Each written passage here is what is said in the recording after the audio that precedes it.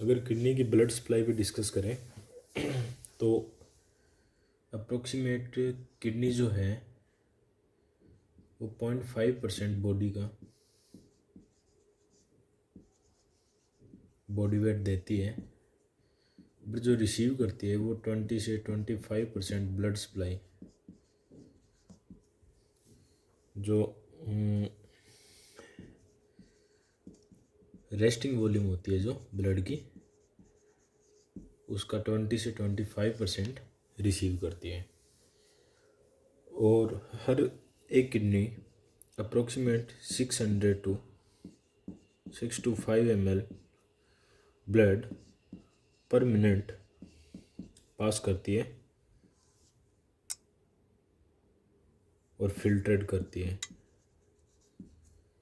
जिसमें से 99% रीएब्जॉर्प्शन हो जाता है और जो 1% एक्सक्रीट होता है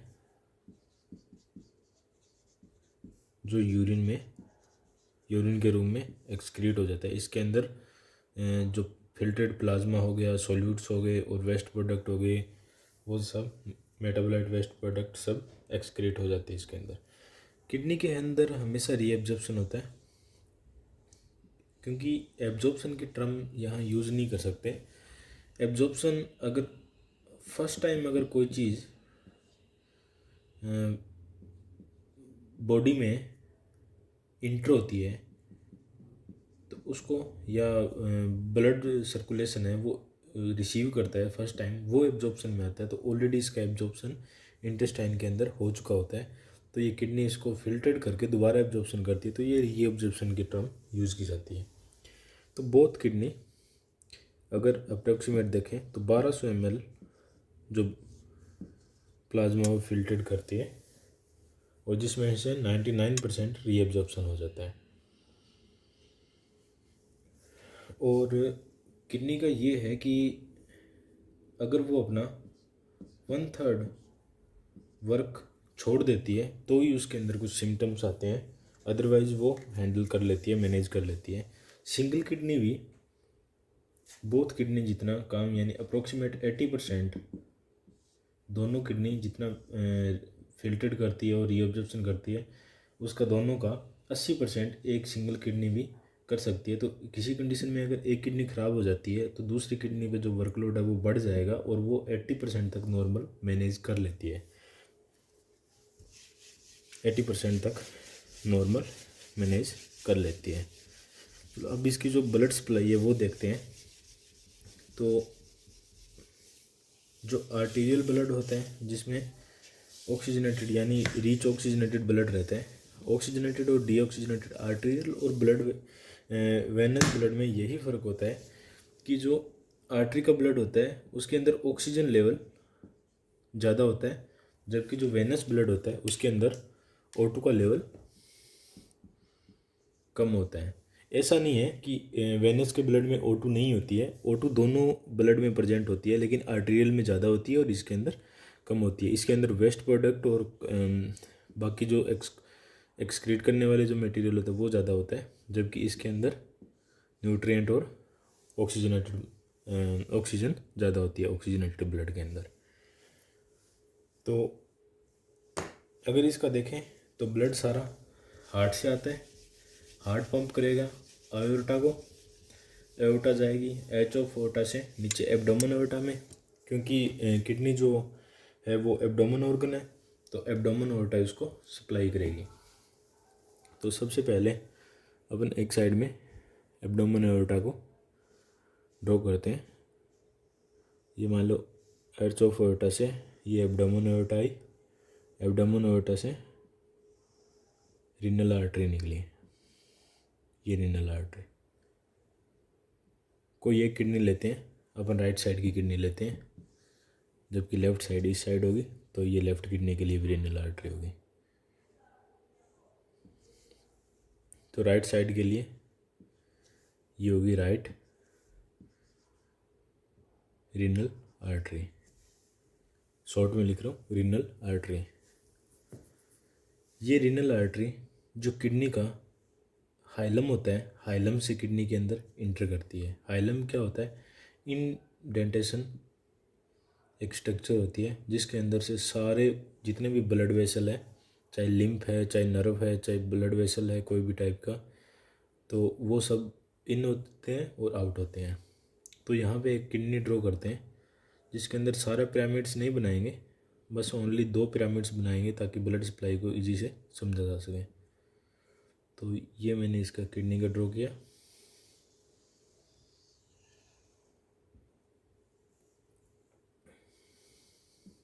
ठीक है, और इसके अंदर ये पार्ट इसका हाइलम हो गया, ये हाइलम हो गया, और हाइलम से रीनल आर्टरी इंटर होगी।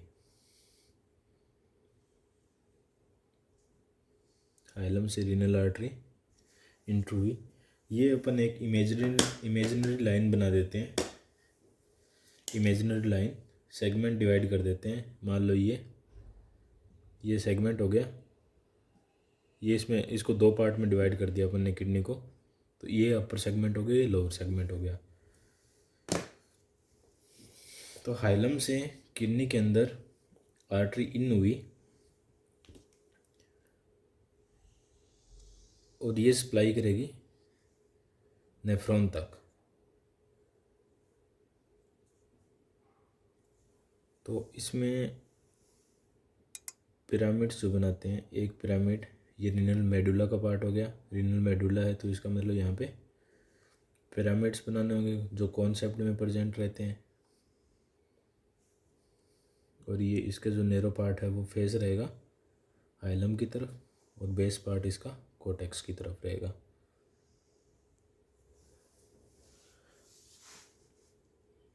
इससे सर आर्टरी आई, आर्टरी रीनल आर्टरी जब किडनी के अंदर इन हुई तो ये अपर और लोअर या जो भी जितने भी सेगमेंट आप डिवाइड करना चाहो, तो ये अपर और लोअर 2 सेगमेंट में डिवीज़न हो गया इसका। एक ऊपर गई एक नीचे गई, तो ये बन गई सेगमेंटल आर्टरी। इसको जो यहाँ बोलेंगे वो बोलेंगे सेगमेंटल आर्टरी। ये बन गई सेगमेंटल आर्टरी, सेगमेंटल आर्टरी। अब एक ये सेगमेंटल आर्टरी, अब सेगमेंट से जब ये इन आएगी तो यहाँ भी मान लो ये भी पिरामिड है, तो एक पिरामिड से दूसरे पिरामिड के बीच का जो स्पेस होता है उसको रीनल कोल्यूमन बोलते हैं। तो ये स्पेस जो है एक पिरामिड से दूसरे पिरामिड तक का जो स्पेस है उसको रीनल कोल्यूमन बोलते हैं। तो एक रीनल कोल्यूमन को जब हाफ डिवाइड करते हैं दोनों साइड से, जैसे ये पिरामिड है तो इस पिरामिड को दूसरा पिरामिड है इसके बीच का जो रीनल कोल्यूमन है उसको हाफ कर दिया, तो ये जो पोर्शन बना ये लोब हो गया। तो जब ये आर्टरी इस लोब के अंदर आएगी तो ये बन जाएगी इंटरलोबर आर्टरी। तो ये आर्टरी मैं सिंगल लाइन से ड्रॉ कर रहा हूँ स्पेस ना होने की वजह से, तो इसको यहाँ बोलेंगे। अब जब ये लोब के अंदर आ गई, मान लो ये डिवीज़न है, तो इस पोर्शन को पूरे को कोटेक्स मेडुला पिरामिड्स के साथ और ये जो हाफ दोनों साइड का कोल्यूमन्स है रीनल कोल्यूमन्स, इन सब को मिला के इसको अपन बोलेंगे रीनल लोब। तो ये बन गई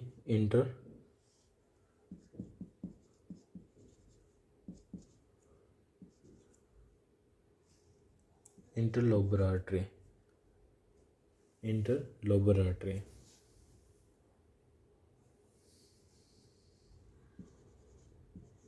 इंटरलोबर आर्टरी को मैं ए आर से लिख रहा हूँ। तो ये जब इंटरलोबर आर्टरी है ये लोब के अंदर सप्लाई देती है, और ये यहाँ पे जो पिरामिड का कॉर्नर है जो बेस है, बेस पे आ गई ये एक एंगल में टर्न होती है इसके बेस के चारों तरफ, तो ये एक टाइप का अर्च बना देती है। इस अर्च को बोलते हैं, ये एक टाइप का अर्च बना लेती हैं, या मान लो ये अर्च बन गया। तो इस अर्ज को अपन बोलेंगे यहाँ से, ये जो पूरा स्पेस बना यहाँ बन गई ये अर्क्वेट आर्टरी। अर्क्वेट अर्च मतलब ARCH मतलब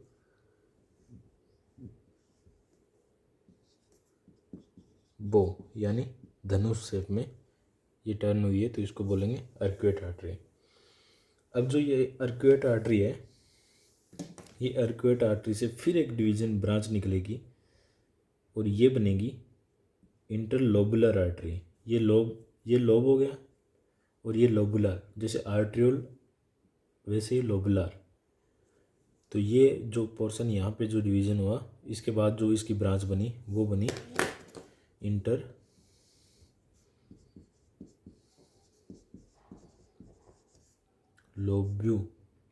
लोबुलर आर्टरी। ये इंटरलोबुलर आर्टरी बना। अब जो ये इंटरलोबुलर आर्टरी है, इसी से ब्रांच निकलती है और वो बनाती है इफरेंट आर्टरी। यानी इसमें जितने भी, इस एक पिरामिड में जितने भी ग्लोमेरुलस प्रेजेंट रहेंगे, जितने भी ग्लोमेरुलर प्रेजेंट रहेंगे और ग्लोमेरुलस कैपिलरी बनेगी, उसमें अफरेंट आर्टरी सप्लाई देगी, तो वो अफरेंट आर्टरी इंटरलोबुलर आर्टरी से निकलती है। तो यहाँ से जो इसका डिवीजन निकला वो निकला अफरेंट आर्टरी का। अफरेंट आर्टरी, तो हम एक नेफ्रॉन बनाने की देखते हैं, नेफ्रॉन बना के, ताकि इजी अंडरस्टैंड हो जाए, समझ जाओ आप। ये नेफ्रॉन बनाया, दूसरे कलर में बनाते हैं, चलो। ये नेफ्रॉन, ठीक है। ये इसका ग्लोमेरुलर, इसके अंदर जो कैपिलरी बनेगी वो ग्लोमेरुलस। इसके जस्ट बाद प्रोक्सिमल कन्वल्टेड ट्यूब। तो कन्वल्टेड है, तो कन्वल्टेड मीन्स इसके अंदर बहुत सारे कॉइल्स प्रेजेंट रहेंगे, कॉइल्ड रहेगी ये। उसके बाद लूप ऑफ हेनले, तो लूप ऑफ हेनले हो गया ये। हालांकि 80% जो नेफ्रॉन होते हैं वो शॉर्ट लूप ऑफ हेनले के साथ होते हैं, तो ये इसमें शॉर्ट लूप ऑफ हेनले है, तो इसमें सिर्फ ओनली प्रीट्यूबुलर कैपिलरीज प्रेजेंट रहेगी। और इसके बाहर आके ये डिस्टल कन्वल्टेड ट्यूब, इसके बाद ये कलेक्टिंग डक्ट, ये डिस्टल कन्वल्टेड ट्यूब,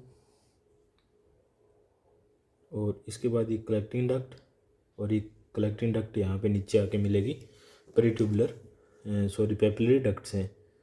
तो ये यहाँ पे पेपिलरी डक्ट है जो बहुत सारे कलेक्टिंग डक्ट को कनेक्ट हो जाती है। तो ये प्रीट्यूबुलर कलेक्टिंग डक्ट है वो प्रीट्यूबुलर कैपिलरी के बाद ये जो कलेक्टिंग डक्ट है ये पेपिलरी डक्ट से कनेक्ट हो जाती है। तो सभी बहुत सारे जितने भी नेफ्रॉन इसमें एक मेडुला में प्रेजेंट रहते हैं, उतने यानी इस मेडुला के या इस लोब के जो इस कोन शेप के जो पिरामिड है, इस पिरामिड के जितने भी नेफ्रॉन हैं वो एक पेपिलरी डक्ट से कनेक्ट रहते हैं। तो इससे एक पेपिलरी डक्ट से बहुत सारे नेफ्रॉन कनेक्ट रहेंगे। उसके बाद जो नीचे जो पोर्शन बचेगा, ये पेपिलरी डक्ट जाके पेपिला के थ्रू ओपन होगी और माइनर कैलिक्स के अंदर जाके एम्प्टी होगी। तो ये पोर्शन जो आगे बना माइनर कैलिक्स, और ये पेपिला जहाँ से इसकी ओपनिंग हुई उस ओपनिंग को बोलेंगे पेपिला।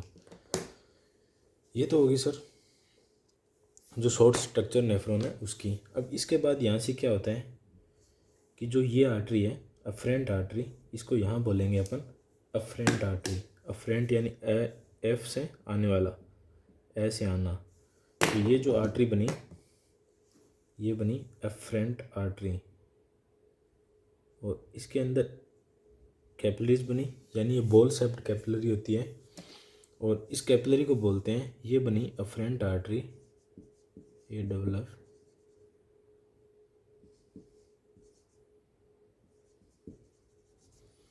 इस कैपिलरी को बोलेंगे ग्लोमेरुलस, LUS, और ये बोमन्स कैप्सूल इसको बोलेंगे glomerular. MERULER, glomerular capillary, sorry glomerular यानी बोमन्स कैप्सूल।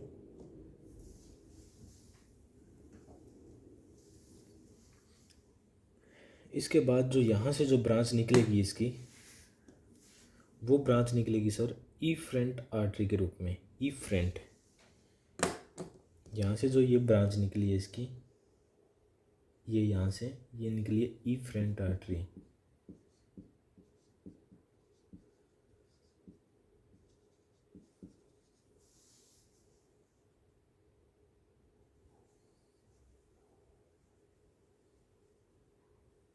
इफ्रेंट आर्टरी, इनको फ्रंट और इफ्रेंट आर्टरी को मैं यहाँ स्पेस नहीं है तो मैं इसको यहाँ शॉर्ट लिख रहा हूँ। दूसरी साइड में ये होगी इफ्रेंट आर्टरी और ये होगी एफ्रेंट आर्टरी। लास्ट टाइम मैं सभी को एक अलग चार्ट के रूप में बना के बता दूंगा, अभी जस्ट समझाने के बेस से बता रहा हूँ। तो इसके बाद जो यहाँ से ये जो इफ्रेंट आर्टरी है, ये इस प्रोक्सिमल ट्यूब जो कन्वल्टिव ट्यूब है इसको कैपिलरी देगी। तो इसको जो यहाँ पे जो कैपिलरी देगी इसको बोलेंगे अपन, इस पोर्शन को जो कैपिलरी देगी, और इसी की ब्रांच इधर डिस्टल कन्वल्टिव ट्यूब है इसको भी कैपिलरी देगी। इस पोर्शन को भी पूरे को कैपिलरीज देगी।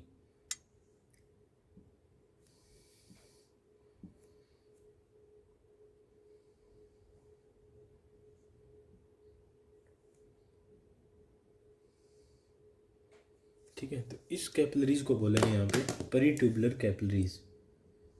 इसको बोलेंगे पेरिट्यूबुलर कैपिलरीज, पेरिट्यूबुलर कैपिलरीज। और इसके बाद ये पेरिट्यूबुलर कैपिलरीज जो thick part of loop of Henle होता है वहाँ तक ही सप्लाई देती है, और शॉर्ट नेफ्रॉन में तो पेरिट्यूबुलर कैपिलरी भी होती है दोनों साइड में, तो पेरिट्यूबुलर कैपिलरी ही होगी इसमें। और ये पेरिट्यूबुलर कैपिलरी जैसे इस साइड में मान लो इसने peritubular capillary supply this peritubular capillary में, और पेरिट्यूबुलर कैपिलरी के बाद इस साइड से जो ये कैपिलरी मिली और बना वेन, तो ये बन गई पेरिट्यूबुलरी वेन्यूल्स। और ये आर्ट्रियोल्स है और ये वेन्यूल्स है। और कैपिलरी के बाद तो आर्ट्रियोल्स, वेन्यूल्स और ये पेरिट्यूबुलर वेन्यूल्स, और बोथ साइड से इसने रिसीव किया वेन्यूल्स ने। और उसके बाद ये जो वेन्यूल्स हैं ये पेरिट्यूबुलर से आगे पेरिट्यूबुलर वेन्यूल्स, और पेरिट्यूबुलर वेन्यूल्स के बाद ये बनेगी अर्क्वेट वेन। यहाँ पे आई तो इंटरलोबुलर आर्टरी है तो इंटरलोबुलर वेन, इंटरलोबुलर वेन के बाद अर्क्वेट वेन, अर्क्वेट वेन के बाद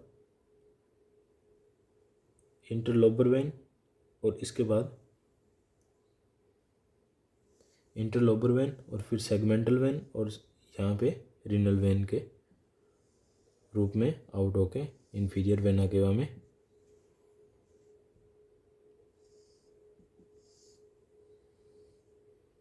इंफीरियर वेना केवा में ये कनेक्ट हो जाएगी, इंफीरियर वेना केवा में कनेक्ट हो जाएगी।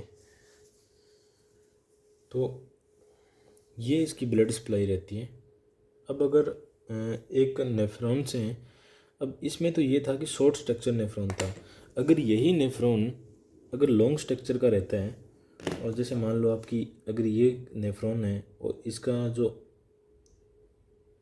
ये प्रोक्सिमल कन्वल्टिव ट्यूब्यूल्स, और इसके बाद जो रहता है इसका लूप ऑफ हेनले वो पूरा डीप तक रहता है, यानी ये लूप ऑफ हेनले और ये इसका डिस्टल कन्वल्टिव ट्यूब्यूल्स का कॉइल, और इसके बाद ये कलेक्टिंग डक्ट, और ये इसमें पेपिलरी डक्ट में कनेक्ट होके इसके बाद ये यहाँ पे पेपिलरी डक्ट में कनेक्ट हुआ, और ये पेपिला में ड्रेन हुआ और इसके बाद माइनर कैलिक्स और मेजर कैलिक्स और उसके बाद रिनल पेल्विस, ठीक है, और उसके बाद यूरेटर उसके रूप में बाहर निकला। तो यहाँ जो रहेगी उसके बाद यहाँ तो सेम रहेगा, यहाँ अब अफरेंट रहेगी, इफरेंट रहेगी, पर जो कैपिलरीज बनेगी ना वो ऊपर प्रोक्सिमल पार्ट को तो पेरिट्यूबुलर कैपिलरीज है वो सप्लाई करेगी, यहाँ तो पेरिट्यूबुलर कैपिलरीज सप्लाई करेगी, यहाँ तक इसको पेरिट्यूबुलर कैपिलरी बोलेंगे। लेकिन जो लॉन्ग होता है उसके अंदर थिन पार्ट रहता है, तो लूप ऑफ हाइनले का जो थिक पार्ट रहेगा यहाँ तक थिक पार्ट रहेगा, इसके आगे जो रहेगा वो थिन पार्ट रहेगा। तो इस थिन पार्ट को जो सप्लाई करेगी उसको बोलेंगे वासा रेक्टा कैपिलरीज, है ना। इस कैपिलरीज का नाम, ये तो हो गया पेरिट्यूबुलर, ये तो हो गया पेरिट्यूबुलर।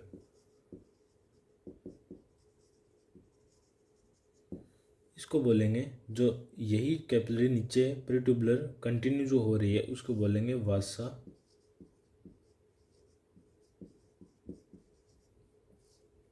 रेक्टा, ठीक है। तो ये वासा रेक्टा यहाँ से, और ये वासा रेक्टा और पेरिट्यूबुलर दोनों की दोनों मिलके क्या करेगी, आगे कैपिलरी, कैपिलरी के बाद इसके आगे वेन, और वेन से पूरा ड्रेन बाहर। तो अब इसका जो हार्ट से यहाँ से निकला उसके बाद अपन सीधा स्ट्रक्चर के बिना सीधा नाम से देख लेते हैं।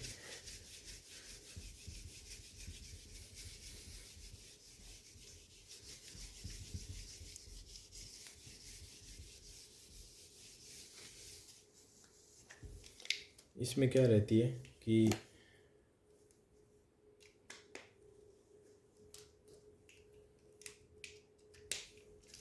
सबसे पहले ये इस साइड में हार्ट बना रहा हूँ, हार्ट का लेफ्ट वेंट्रिकल से ब्लड आया एओर्टा में, एओर्टा से एओर्टा आई एब्डोमेन में, तो वो बन गई एब्डोमिनल एओर्टा। एब्डोमिनल जो एओर्टा है इसके बाद जो ब्लड आया एब्डोमिनल एओर्टा से रीनल आर्टरी,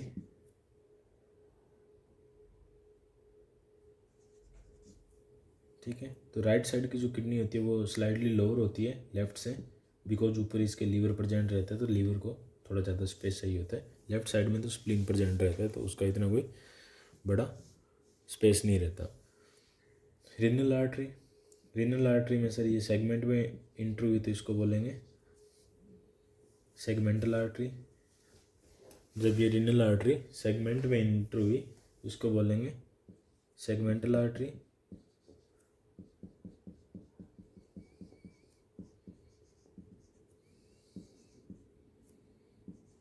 सेगमेंटल आर्टरी उसके बाद ये लोब में गई तो इंटर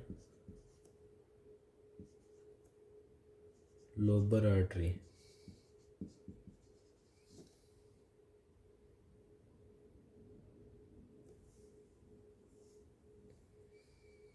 ठीक है।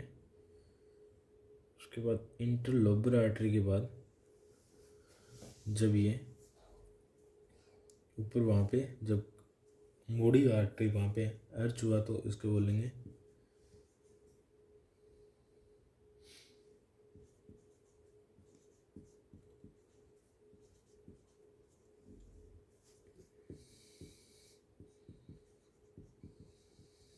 अर्क्यूट आर्टरीज।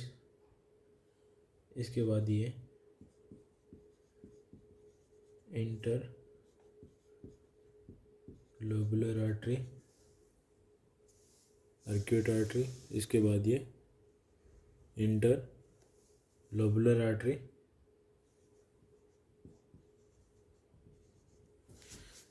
और इंटर लोबुलर आर्टरी है जो है उसके बाद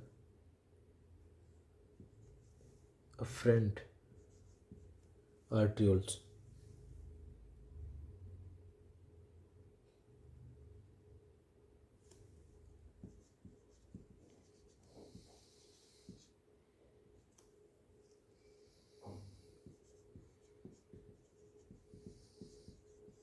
आर्ट्रियोल्स। अफरेंट के बाद बॉल शेप में कैपिलरीज प्रेजेंट रहती है, उसको बोलते हैं ग्लोमेरुलस। ग्लोमेरुलस के बाद जो बनी वो बनी पेरिट्यूबुलर, PERA, पेरिट्यूबुलर कैपिलरीज। और पेरिट्यूबुलर के साथ जो है वो वासा रेक्टा भी होते हैं, लॉन्ग जो नेफ्रॉन होते हैं, लॉन्ग लूप ऑफ हेनले के साथ उसमें वासा रेक्टा भी प्रेजेंट रहती है।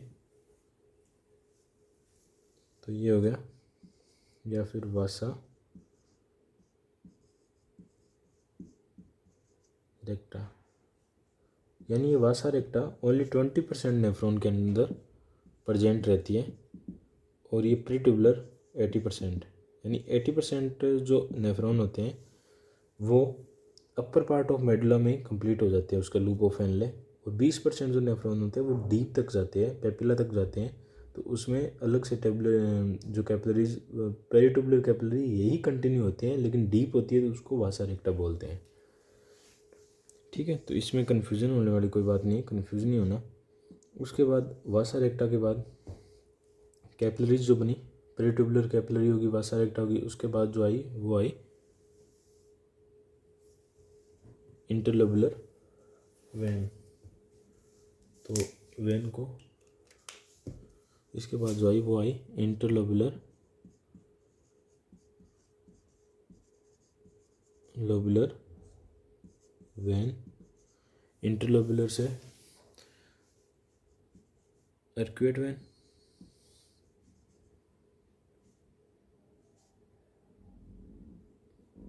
अर्क्वेट वेन। उसके बाद जो आएगी वो आएगी इंटर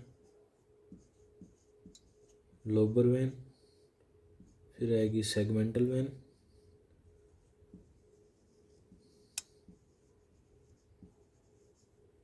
और सेगमेंटल के बाद रीनल वेन, रीनल वेन, फिर इन्फीरियर वेन आ गया, और उसके बाद